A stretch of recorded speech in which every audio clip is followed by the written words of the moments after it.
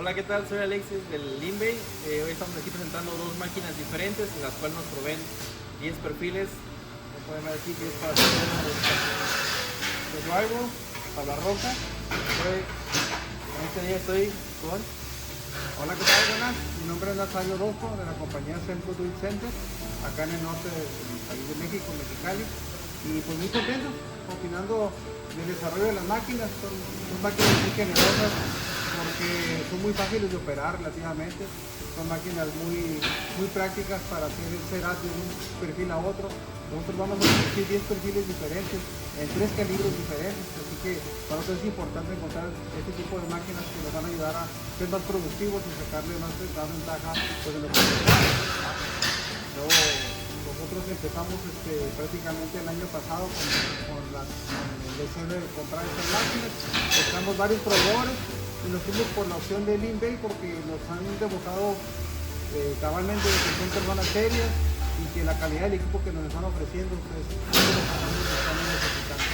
No quiero dejar pasar de agradecer a Alexis por haberse tomado el tiempo de estar con nosotros esta semana, muy productiva, tipo muy paciente, tipo muy dedicado y pues muy alegre en su desarrollo para hacer las explicaciones.